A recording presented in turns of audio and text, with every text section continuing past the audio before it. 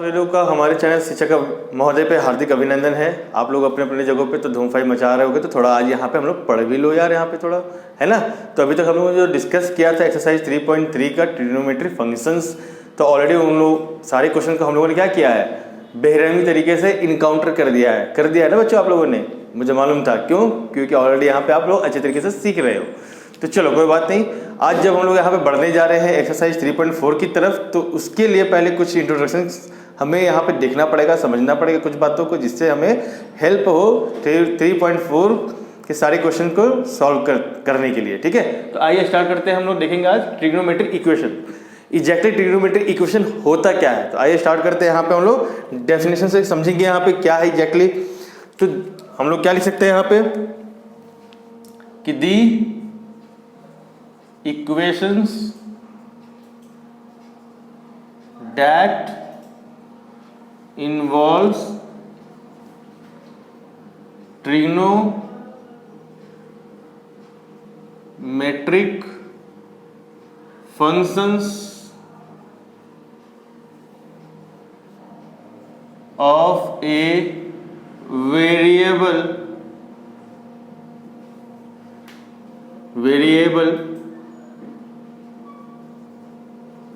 Is called, क्या बोल सकते हैं यहां पे बच्चों, ट्रिग्नोमेट्री इक्वेशन।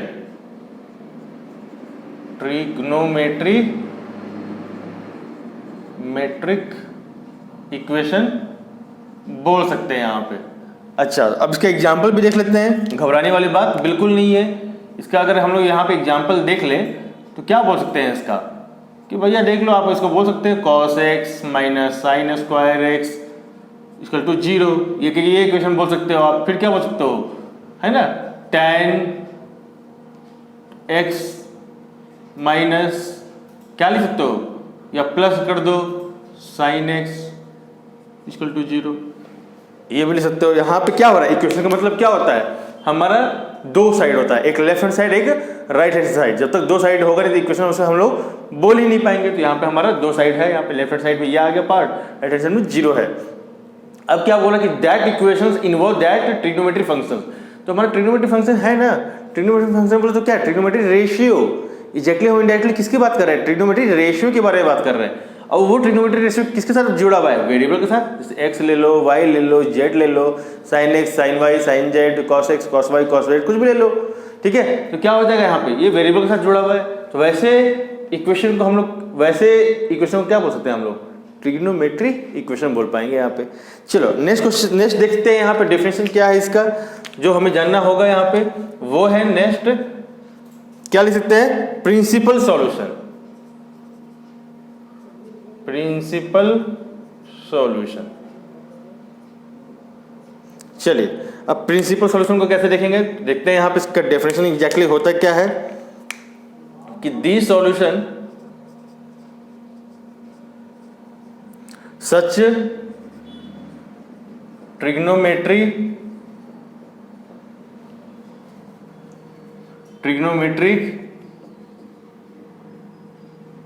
इक्वेशन which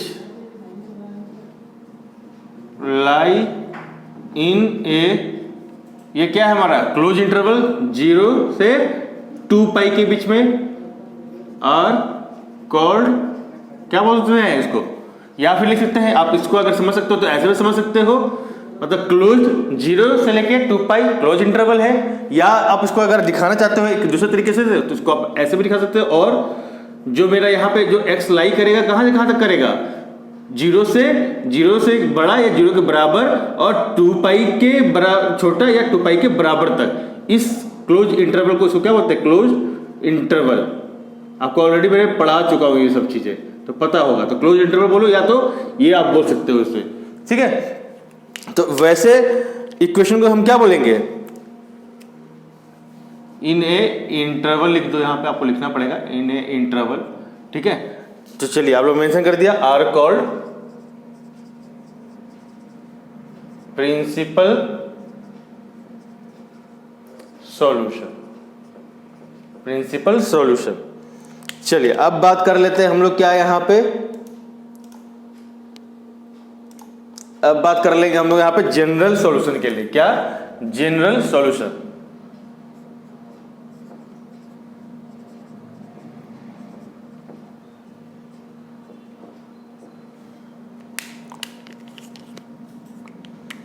लिख सकते हैं क्या? D expression involving integer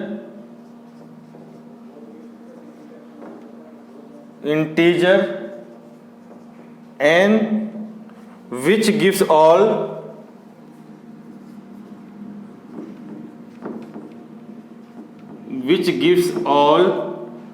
trigonometry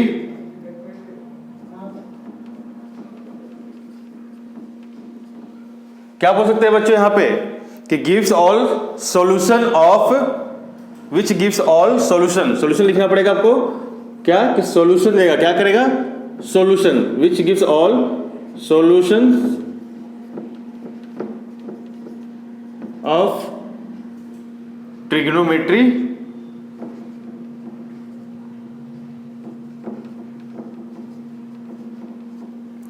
trigonometric equation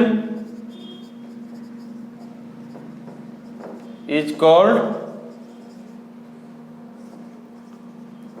general solution। ठीक है, जनरल सॉल्यूशन। अब इन तीनों को क्या करेंगे? अभी हम लोग कुछ प्रैक्टिकल करके देखेंगे कि भाई ये क्या बोल रहा है। जनरल सॉल्यूशन मतलब क्या? कि बोल रहा the expression involving integer n, क्या है ये? n है, which gives all solution of trigonometric equation is called general solution. इसमें क्या है? The solution such principal solution, the solution such trigonometric equation which lie in a interval, कहां से कहा था? 0 से 2 पाई, 0 से 2 पाई के बीच में, आर कॉल्ड प्रिंसिपल सॉल्यूशन से बोलेंगे। तो अब इसका कुछ एग्जाम्पल है, क्या करेंगे हम लोग? कुछ एग्जाम्पल्स हैं जहां पे हम लोग समझेंगे इसे कि भाई यहाँ पे प्रिंसिपल सॉल्यूशन कब हम लगा सकते हैं। डायरेक्टली एग्जाम्पल ही करना स्टार्ट करेंगे। उसके बाद जनरल सॉल्यूशंस के हैं। अब आप बोल पाओगे जनरल सॉल्यूशन को सर आप बताओ कि जनरल सॉल्यूशन में एग्जांपल क्या होगा। इसका तो हम लोग एग्जांपल देख लेंगे, एग्जांपल में ऑलरेडी है। अगर जनरल सॉल्यूशन की बात करें तो क्या लिख सकते हैं यहाँ पे कि साइन x इक्वल टू 0। क्या लिख सकते हैं? Sine x equal to 0। तो मतलब क्या हो जाएगा यहाँ पे कि x जो देगा हमको, क्या देगा हमको? x जो देगा यहाँ पे, ये जो तुम्हारा वेरिएबल x जो एंगल में लगा हुआ है, ठीक है ना, ये क्या देगा हमको? गिफ्ट देगा। क्या? ये गिफ्ट देगा x इक्वल टू n पाई। ठीक है, फॉर ऑल z, मतलब कोई सा भी इंटीजर रहने दो। क्या? कोई सा भी इंटीजर रहने दो, वो हमको देगा, मतलब n बिलोंग्स करेगा z को। मतलब क्या? ध्यान समझो कि साइन x इक्वल टू 0। अब आप बताओ कि साइन x इक्वल टू 0 मतलब क्या हुआ? कि साइन जो है हमारा 0 कब हो सकता है? आप ही बताओ। तो आप बोलोगे साइन पाई पे, पाई बाई 2 पे। मतलब होता है क्या? नहीं होता है। साइन पाई बाई 2 मतलब क्या? 90 डिग्री। और 90 डिग्री पे तो ये कभी भी 0 होता ही नहीं है। तो हम क्या लिखेंगे यहाँ पे कि साइन 0 डिग्री, है ना। 0 डिग्री तो हो सकता है ना यहाँ पे, आप ही बताओ। साइन 0 डिग्री पे भी 0 दे सकता है हमको। तो x का वैल्यू एक पॉसिबिलिटी क्या बन गया? 0। दूसरी पॉसिबिलिटी क्या बन सकती है? और क्या दे सकता है?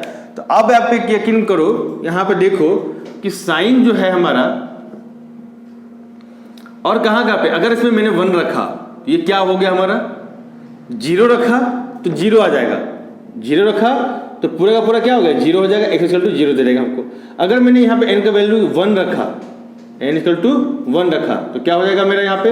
अब चेक कर लो। तो अब आपका यहाँ बन गया साइन पाई बन गया। और साइन पाई को आप कैसे लिख सकते हो? तो साइन 90 प्लस 90, है ना, लिख सकते हैं इसको। और साइन 90 प्लस 90 मतलब यहाँ पे क्या होता है? ट्रिग्नोमेट्री रेशियो चेंज हो जाता है। तो क्या हो जाएगा? कॉस 90, क्योंकि 90 प्लस थीटा क्या हो जाता है? 90 प्लस थीटा साइन थीटा, है ना। साइन क्या हो जाएगा? कॉस में चेंज हो जाएगा, और थीटा जो है थीटा आ जाएगा, और ये प्लस साइन रहेगा। क्यों? 90 प्लस थीटा बोले तो कौन से क्वाड्रेंट में आता है? तो ये हमारा सेकेंड क्वाड्रेंट में आ जाएगा। अरे बात समझ में, कौन से क्वाड्रेंट में आ जाएगा? Second quadrant. सेकेंड क्वाड्रेंट में साइन हमारा क्या होता है? पॉजिटिव होता है, इसीलिए यहाँ पे ये पॉजिटिव हो जाएगा। और आपको मालूम है कि cos 90 इक्वल टू क्या होगा? आपका 0 हो जाएगा। क्या हो जाएगा? cos 90 equal to 0। तो देखो आपको फिर से यहाँ पे 0 मिल गया, साइन 0 पे भी 0 मिल गया, और cos देख लो 90 साइन पाई पे भी हमको यहाँ पे 0 मिल गया, साइन पाई पे भी हमको 0 मिल गया। फिर साइन 2 पाई पे भी करेंगे तो भी 0 मिलेगा, साइन 3 पाई पे भी करेंगे तो भी हमको 0 मिलेगा। इसलिए हमने यहाँ क्या लिख दिया कि x का कोई भी वैल्यू ले लो, n पाई, n रख दो, वहाँ पे n रख दो, 1 2 3 4 n नंबर तक पाई में आ जाएगा, तो इसका वैल्यू क्या हो जाएगा? 0 के बराबर आ जाएगा। 2 पाई का वैल्यू भी देख लो, साइन 2 पाई का वैल्यू भी 0 आ जाएगा, क्योंकि मैंने पाई का वैल्यू दिखा दिया। उसी तरीके से आप 2 पाई पे देख लेना, आ जाएगा। 3 पाई पे भी वैल्यू वही सेम आ जाएगा आपका। बात क्लियर? चलो अब एक बात कर लेते हैं, यहाँ पे आ जाते हैं, अब देख लेते हैं हम लोग कॉस के लिए। चलो तो कॉस के लिए देख लेते हैं। तो cos x equal to cos 0, ये किसकी बात कर रहे हैं? जनरल सॉल्यूशन के लिए। प्रिंसिपल सॉल्यूशन हम लोग एग्जांपल में देख लेंगे डायरेक्टली। अभी फिलहाल इसका एग्जांपल देख लेते हैं। तो यहाँ पे क्या लिख सकते हैं कि ये जो है हमें क्या देगा? Gives x equal to 2n+1 pi by 2, ये देगा x equal to 2n+1 plus into pi by 2 which n belongs to z। n किसको करेगा बिलोंग? या फिर बोल सकते हो यहाँ पे वेयर बोल दो, where n belongs to z। मतलब वही सिंपल सी बात है कि cos 0 कब होता है हमारा? तो पाई बाई 2 पे होता है। तो मतलब हम क्या लिख सकते हैं? cos x इक्वल टू हमेशा cos पाई बाई 2 पे हमारा 0 हो जाएगा। चलो तो 0 पे हमने लिखा, तो अब आप देख लो 0 लिखा तो क्या हो गया? अब आप ही बता दो। x इक्वल टू मैंने यहाँ पे 2 इंटू 0 लिखा तो क्या हो गया? +1 इंटू पाई बाई 2, तो क्या हो गया? फिर मल्टीप्लाई का पूरा 0 हो जाएगा, बचा 1 इंटू पाई बाई 2, क्या हो जाएगा? x equal to pi by 2, यानी x की जगह पे क्या रख सकते हो? पाई बाई 2 रख सकते हैं x की जगह पे। इस पे भी क्या हो जाएगा हमारा? cos 0 हो जाएगा। cos इक्वल टू, सॉरी यहाँ पे cos इक्वल टू 0 लिखना है। cos इक्वल टू 0 कब होता है? तो पाई बाई 2 पे 0 हो गया। अच्छा अब हम बात कर लें 1 पे, तो क्या हो जाएगा? अब आप ही चेक कर लो। तो 2 इंटू 1 2, 2 + 1 3, तो x इक्वल टू क्या आ गया? 3 पाई बाई 2 हो गया। क्या हो गया? x equal to 3 pi by 2। अब आप चेक कर लो, यहाँ पे चेक कर लेते हैं यहाँ पे कि भाई अब हम देख लें कि cos 3 पाई बाई 2 का वैल्यू क्या होता है? 3 पाई बाई 2 का वैल्यू क्या होगा? तो आप ही बताओ। यहाँ पर मैं लिख देता हूँ, चेक करता हूँ कि 3 इंटू पाई मतलब 180 डिग्री cos डिवाइड बाई 2, ये हो गया कितना? 90 डिग्री, है ना? तो यहाँ पे क्या हो गया? cos 270 degree. लिख सकते हैं इसको? बिल्कुल लिख सकते हैं। अच्छा अब आप कर सकते हो इसको हम कैसे लिख सकते हैं? 2 एंगल में तोड़ दो, तो cos 180 डिग्री प्लस 90 डिग्री लिख सकते हैं यहाँ पे। तो बोलोगे बिल्कुल लिख सकते हैं सर। तो यहाँ पे क्या हो जाएगा? 180 डिग्री प्लस थीटा, क्या 180 डिग्री प्लस थीटा, तो किस में आ जाएगा? ये आ जाएगा आपका किस में? थर्ड क्वाड्रेंट में। और 180 डिग्री पे यानी पाई पे प्लस माइनस करो, प्लस पाई माइनस थीटा या पाई प्लस थीटा तक ट्रिग्नोमेट्री रेशियो चेंज नहीं होता है। तो cos 90 डिग्री हो जाएगा और ये माइनस हो जाएगा, क्यों? क्योंकि थर्ड क्वाड्रेंट में आ गया। और आपको पता है कि minus cos 90 degree equal to क्या था? 0 होता है। तो मतलब कि cos 3 पाई बाई 2 पे भी हमको वैल्यू क्या मिल रहा है? 0 मिल रहा है। उसी तरीके से अगर n का वैल्यू हम यहाँ पर 2 रख दें, क्या रख दें? 2 रख दें, तो आप चेक कर लो। तो 2 रख देंगे तो क्या होगा? when n इक्वल टू 2, तो क्या मिला? x equal to 2 into 2 plus 1 pi by 2, तो मतलब 5 पाई बाई 2 मिलेगा हमको, मिलेगा। तो 5 पाई बाई 2 पे भी क्या वैल्यू मिलता है हमको? 5 पाई बाई 2 पे भी वैल्यू हमको 0 ही मिलेगा। यहाँ पे क्या मिलेगा? 0 मिलेगा। तो याद रखो, आप कुछ भी करो, n का वैल्यू आप कुछ भी रखो, 1 रखो, 2 रखो, 3 रखो, ठीक है? यहाँ पे कुछ भी रखो। तो एक जनरल सॉल्यूशन क्या बन गया यहाँ पे? इसे बोलते हैं general solution. x equal to n pi पे अब n का वैल्यू आप कुछ भी रखो तो यहाँ पे sin x का वैल्यू हमारे पास 0 आएगा। अब ये भी एक जनरल सॉल्यूशन बन गया हमारा। ये भी क्या हो गया? एक जनरल सॉल्यूशन बन गया कि भैया जब अगर cos के लिए, तो cos x इक्वल टू 0 कब हो जाएगा? तो जब x इक्वल टू क्या होगा? 2n + 1 into pi by 2। अब चाहे यहाँ पे 1 रखो, 2 रखो, 3 रखो, 5 रखो, 6 रखो, 7 रखो, तो क्या होगा यहाँ पे ये इस तरीके के मल्टीपल फॉर्म आएगा। तो कभी cos 3π/2 की वैल्यू भी 0 है, cos π/2 की वैल्यू भी 0 है। अब यहाँ 5π/2 भी आएगा, उसका भी वैल्यू 0 आएगा, 7π/2 भी आएगा, उसका वैल्यू भी 0 आएगा, 9π/2 आएगा तो भी वैल्यू cos 9π/2 का वैल्यू भी क्या होगा, 0 ही होगा। फिर 11π/2 पे भी वैल्यू इसका cos का क्या होगा, 0 ही हो जाएगा। फिर 13π/2 का वैल्यू भी क्या होगा, 0, मतलब n नंबर्स ऑफ चला जाएगा। तो इसलिए एक जनरल सोल्यूशन बनाते हैं कि cos x इक्वल टू कब आएगा ये, तो आप इसको फिर नोट डाउन कर लो इसको। तो क्वेश्चन नंबर यहाँ पे लिखेंगे, एग्जाम्पल क्या है यहाँ पे 18 क्या पूछ रहा है यहाँ पे लिखेंगे, find the principal solution of the solution of the equation sin x equal to √3/2। यहाँ पे आपको देना है क्या, प्रिंसिपल सॉल्यूशन देना है कि कितने आ सकते हैं, principal solution sin x equal to √3/2। तो मैंने आपको बताया था कि जब प्रिंसिपल सॉल्यूशन का जब मैं डेफिनेशन लिखा रहा था तो वहां पे मैं आपको बताया था कि हम लोग यहाँ पे इसका एग्जांपल करेंगे, क्योंकि ऑलरेडी जनरल सॉल्यूशन का मैंने एग्जांपल दे रखा है, ऑलरेडी वहां बता दिया कि sin x इक्वल टू 0 पे हमारा जनरल सॉल्यूशन क्या आएगा, cos x इक्वल टू 0 पे हमारा जनरल सॉल्यूशन क्या आएगा और कैसे आएगा, ठीक है। और ट्रिग्नोमेट्रिक फंक्शन का मैंने एग्जांपल बता रखा था, बचा था इसका किसका, प्रिंसिपल सॉल्यूशन का। तो अब उसका यहाँ पे हम लोग एग्जांपल में लाइव देखेंगे कि कैसे होगा। तो एक चीज आप लोग याद रखो कि प्रिंसिपल सॉल्यूशन मैंने क्या बताया था कि भैया जो उसका जो सॉल्यूशन होगा वो कहां से कहां तक लाई करेगा, तो 0 से 2π ये तो फिक्स है। जो उसका वेरिएबल है या आप उसको एंगल बोल लो, जो ट्रिग्नोमेट्री रेशियो के साथ जो अटैच होता है, जैसे sin x, cos x, y cos y, tan y, ठीक है। तो इन सब में हम जो देख रहे हैं वेरिएबल x y वो कहां से कहां लाई कर रहा है, 0 से 2π के बीच में। तो चलिए, तो आइए अगर हम लोग यहाँ पे बात कर लें तो एक हम लोग क्वाड्रेंट बनाते हैं और अच्छे से समझेंगे इसे। ये हमारा क्या हो गया, फर्स्ट क्वाड्रेंट, और ये हो गया हमारा सेकंड क्वाड्रेंट, ये हो गया हमारा थर्ड क्वाड्रेंट, और ये हो गया हमारा फोर्थ क्वाड्रेंट। हो गए, चलो इसमें भी कोई दिक्कत वाली बात नहीं है। अब फर्स्ट क्वाड्रेंट में आपको पता है कि इसमें क्या होता है, सारे के सारे ट्रिग्नोमेट्री रेशियो क्या होते हैं, पॉजिटिव होते हैं। All trigonometry metric ratio are positive, मतलब पॉजिटिव होते हैं, ऑल पॉजिटिव। इसमें ओनली 2 ही पॉजिटिव होते हैं सेकंड क्वाड्रेंट में, कौन सा, तो sin x and cosec x are positive. इसमें तो tan x और cot x थर्ड क्वाड्रेंट में आर पॉजिटिव। इसमें cos x और कौन सा होता है, sec x आर पॉजिटिव। यही होता है, आपको पता है सभी मैंने। चलो, तो अब एक चीज याद रखो, एक चीज नोटिस कर रहे हो क्या कि फर्स्ट क्वाड्रेंट में हर एक ट्रिग्नोमेट्री रेशियो पॉजिटिव होता है फर्स्ट क्वाड्रेंट में, चाहे वो साइंस कितने टोटल ट्रिग्नोमेट्री रेशियो हमारे पास 6 है, 6 है, तो सभी फर्स्ट क्वाड्रेंट में पॉजिटिव तो होंगे, फिक्स हो गया। अगर फर्स्ट क्वाड्रेंट के अलावा बात कर ले तो हर एक ट्रिग्नोमेट्री रेशियो सिर्फ 2 क्वाड्रेंट में पॉजिटिव रह सकते हैं। हर एक ट्रिग्नोमेट्री फंक्शन सिर्फ 2 क्वाड्रेंट में पॉजिटिव रह पाएंगे, बाकी अदर 2 क्वाड्रेंट में वो नेगेटिव हो जाते हैं। कैसे, तो आइए देखते हैं। अगर हम इसमें बात कर ले तो sine, cos, tan, cot, cosec, sec सभी पॉजिटिव होते हैं। अगर सेकंड क्वाड्रेंट में बात कर ले तो साइन और सिर्फ कॉसेक ही पॉजिटिव होता है सेकंड क्वाड्रेंट में।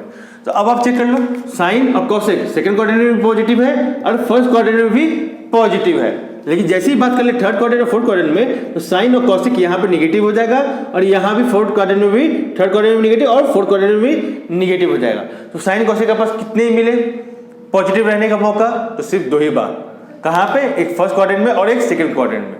अगर बात कर ले टैन कॉट का, तो टैन कॉट एक्स भी, टैन एक्स भी और कॉट एक्स भी कहाँ पे पॉजिटिव हो सकते हैं, एक फर्स्ट क्वाड्रेंट में और एक थर्ड क्वाड्रेंट में। इसके अलावा भी पॉजिटिव रह सकते हैं क्या, नहीं रह सकते, ठीक है ना। तो यही 2 क्वाड्रेंट है जहाँ पे पॉजिटिव रह सकते हैं। इसके अलावा जो सेकंड क्वाड्रेंट और फोर्थ क्वाड्रेंट है वहां पे वो नेगेटिव हो जाएंगे।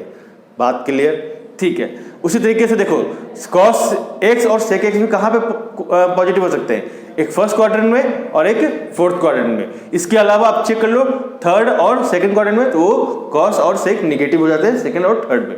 तो यहाँ से हम लोग ये देख पा रहे हैं कि हर एक ट्रिग्नोमेट्री रेशियो सिर्फ 2 जगह पे ही पॉजिटिव हो पाएगा। बात यहाँ पे क्लियर होगी, यहाँ क्लियर होगी, ठीक है। तो अब हम अगर बात कर ले प्रिंसिपल सॉल्यूशन के लिए भी, तो याद रखना बच्चों, प्रिंसिपल सॉल्यूशन भी हमेशा सिर्फ 2 ही रिजल्ट हमको दे पाएगा। क्या दे पाएगा? 2 ही रिजल्ट दे पाएगा। वो जिस सिचुएशन में रह रहा होगा, जो हमको इक्वेशन में दे रखा होगा, उसका हम देखेंगे कि वो कितने जगह पॉसिबल है पॉजिटिव। अगर नेगेटिव में दे रखा हुआ है यहाँ पे, तो नेगेटिव कितने जगह पॉसिबल है, क्योंकि वैल्यू जो हमारा कहाँ से कहाँ लाई कर रहा है, क्योंकि यहाँ पे जो वैल्यू कर रहा है लाई प्रिंसिपल सॉल्यूशन का, तो आप ये चेक कर लो प्रिंसिपल सॉल्यूशन कहाँ से कहाँ लाई कर रहा है, तो 0 से 2 पाई, 2 पाई मतलब 0 से बड़ा इक्वल और 2 पाई से लेस देन इक्वल, यहां तक लाई कर रहा है, ठीक है।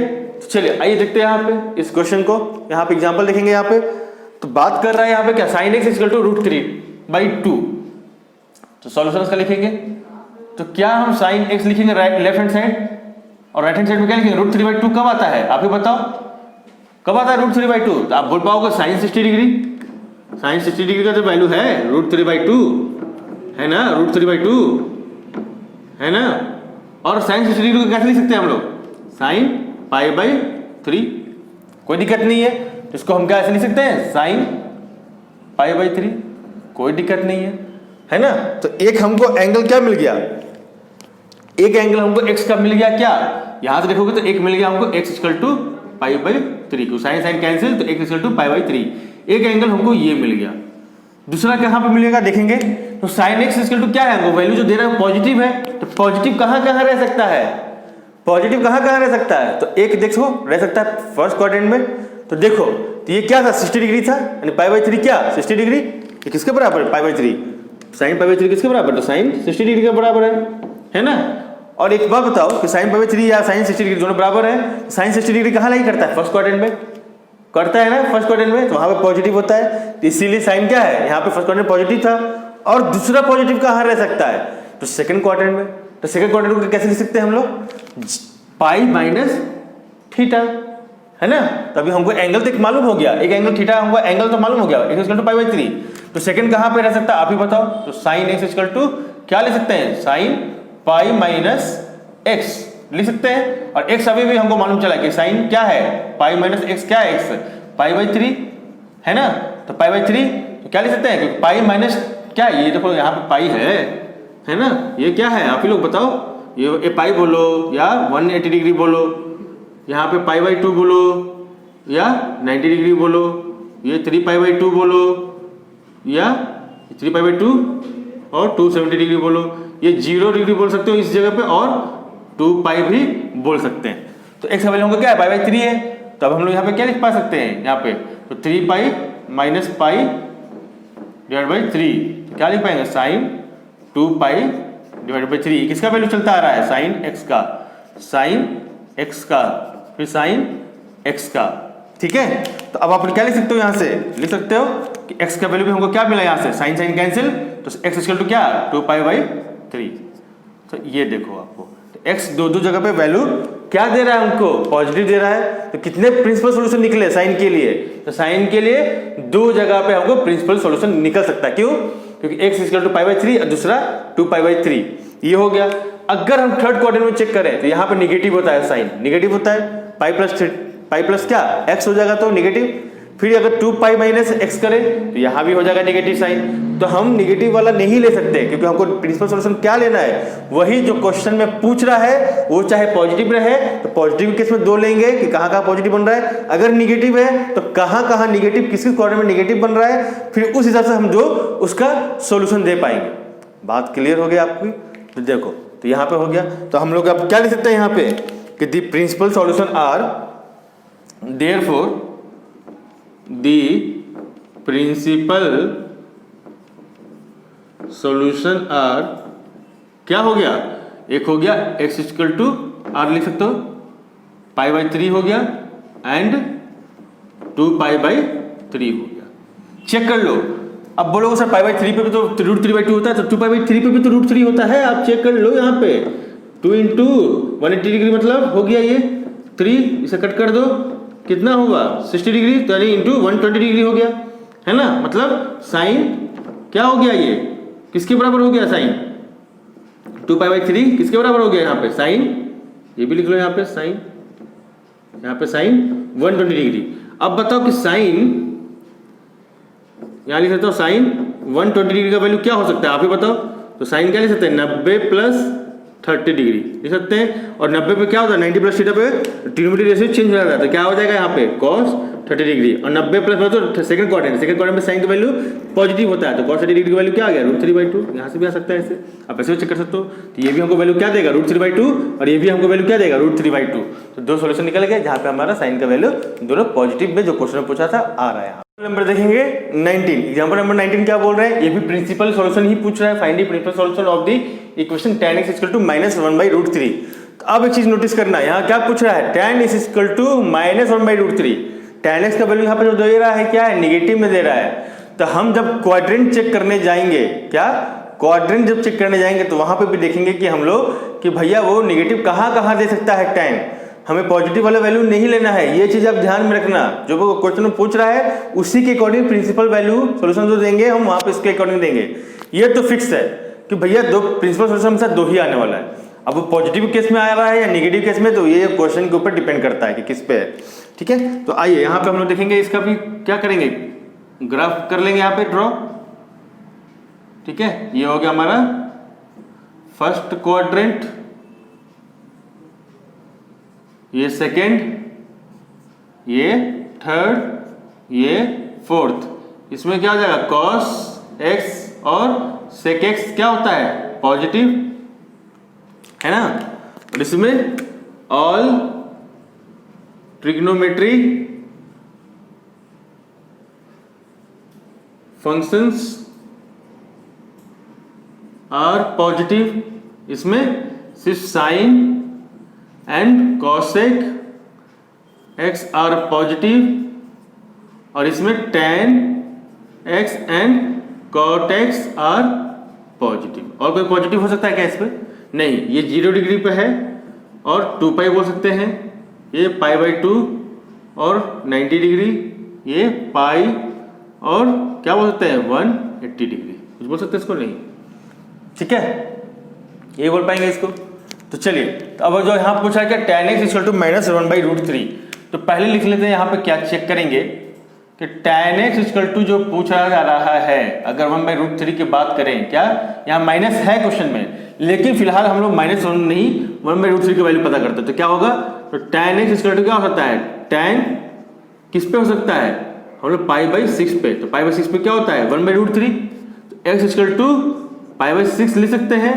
लेकिन ये हमारा प्रिंसिपल सॉल्यूशन नहीं होगा, क्या ये हमारा प्रिंसिपल सॉल्यूशन नहीं होगा, क्यों, x = π/6 पे ये जो वैल्यू दे रहा है हमको सिर्फ 1/√3 दे रहा है, लेकिन हमें कहाँ पूछा जा रहा है, -1/√3। ये यहाँ पे आप गौर करना, क्या यहाँ पे आके गौर करना, tan x = माइनस में पूछा जा रहा है, माइनस में 1/√3। लेकिन जो हमने स्टार्ट किया वो tan x = पॉजिटिव में 1/√3, जिसका वैल्यू π/6 हो रहा है। अब π/6 कहाँ पे लाई करता है, π/6 बोले तो क्या, π/6 बोले तो क्या 180 डिग्री डिवाइड बाई 6, मतलब कट क्या, तो ये 30 डिग्री आया, मतलब ये कहाँ लाई कर रहा है, फर्स्ट क्वाड्रेंट में। कहाँ पे, फर्स्ट क्वाड्रेंट पे, है ना, कहाँ लाई कर रहा है, ये जो वैल्यू है π/6, tan x π/6, ये कहाँ फर्स्ट क्वाड्रेंट में लाई कर रहा है, इसलिए पॉजिटिव है। लेकिन हमसे पूछा क्या जा रहा है, निगेटिव। तो निगेटिव tan x कहाँ हो सकता है, बताओ भाई लोग आप लोग। तो भैया यहाँ पे भी एक पॉजिटिव होता है tan x, फर्स्ट क्वाड्रेंट में भी और थर्ड क्वाड्रेंट में भी पॉजिटिव होता है। तो निगेटिव कहाँ हो सकता है, एक सेकंड क्वाड्रेंट और एक फोर्थ क्वाड्रेंट। तो निगेटिव वैल्यू लाने के लिए अब हम लोग को क्या करना पड़ेगा, एक बार π-x लिखना पड़ेगा और एक बार 2π-x लिखना पड़ेगा। आ रही बस में। अब लोग सर π/2 + x क्यों नहीं लिख सकते, और क्या 3π/2 + x क्यों नहीं लिख सकते। तो याद करो बच्चों कि π/2 पे ट्रिग्नोमेट्री रेशियो का जो वैल्यू है वो चेंज हो जाता है, tan चेंज होकर कहां पे चला जाएगा, cot में चला जाएगा π/2 पे। और 3π/2 प्लस एक्स भी करोगे तो वहां पे ट्रिग्नोमेट्री रेशियो चेंज हो जाएगा, tan x से cot x में चला जाएगा। लेकिन क्वेश्चन पूछ किस में रहा है, tan x में ही पूछ रहा है, तो tan x का रेशियो जो है वो चेंज ना हो तो हमको क्या लेना पड़ता है, पाई प्लस थीटा या पाई माइनस थीटा, या 2π प्लस थीटा या 2π माइनस थीटा एंगल में। आ रही बस समझ में बात को। तो इसीलिए यहाँ पे क्या है, निगेटिव है, तो निगेटिव है तो इसलिए हम क्या करेंगे, पहला लिख सकते हैं हम लोग क्या कि for tan x equal to -1/√3, तो क्या करना पड़ेगा हमको, tan x इक्वल टू क्या लिखना पड़ेगा हमको, tan पाई माइनस और x का वैल्यू क्या है, लिख सकते हैं इसको। तो क्या हो जाएगा ये, अगर हमको चाहिए क्या, tan x का वैल्यू निगेटिव है ना, तो -tan x हम क्या बुला सकते हैं, -tan x। ये -tan x कब आ सकता है, जब हमारा tan पाई माइनस x हो। कर सकते हैं यहाँ पे हम लोग, तो बिल्कुल कर सकते हैं। तो चलो यहाँ पे लिख लेते हैं यहाँ पे, ठीक है। तो अब समझ में आ गया बात को, माइनस मैंने क्यों लिखा था यहाँ पे, ये दिखाने के लिए इसका वैल्यू क्या है, निगेटिव। यहाँ नहीं लिखना है हमको, अब इसका ही वैल्यू तो क्या आने वाला है, हमको निगेटिव आने वाला है। यहाँ पे आ सकता है बिल्कुल, हाँ बिल्कुल आ सकता है। तो लिख सकते हैं यहाँ पे tan x equal to tan pi minus क्या लिखेंगे, π/6। x का वैल्यू क्या है, π/6 है। यहाँ पे देखेंगे क्या बच्चों कि tan पाई माइनस π/x लिखा, क्योंकि tan पाई माइनस x क्या हो जाएगा, -tan x लिख सकते हैं यहाँ पे।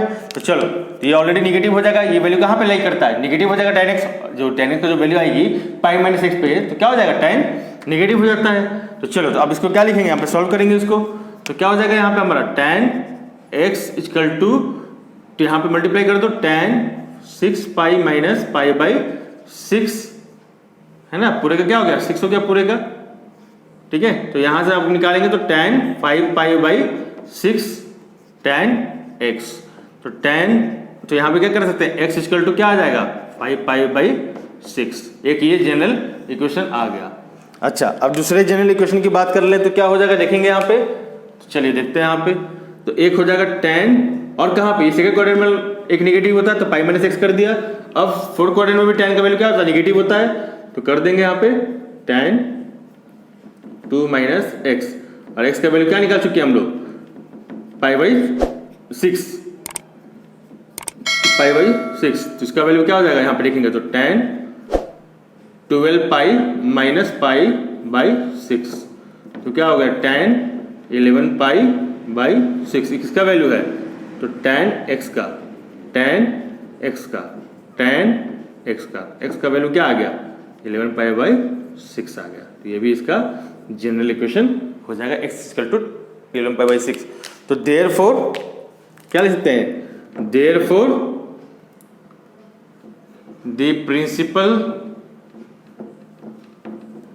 Solution are 5π/6 and 11π/6। इन दो वैल्यू पे जैसे आप अगर tan 5π/6 लिखते हो या tan 11π/6 लिखते हो, तो रिजल्ट क्या आएगा, -1/√3 ही आने वाला है। यही आपका दो प्रिंसिपल सॉल्यूशन हो जाएंगे आपके, ठीक है। अगर आपको ये क्लासेस बहुत अच्छी लग रही है तो प्लीज आप लोग यहाँ पे सब्सक्राइब करना ना भूलें और बेल आइकन को प्रेस जरूर करें, ताकि ऐसे इंटरेस्टिंग वीडियो आप तक पहुँचते रहेगी, ठीक है। और क्या आप लोग अपनी जगह पे धूम मचाते रहोगे, कैसे, मार्क्स ला के, ठीक है। तब तक के लिए बाय बाय।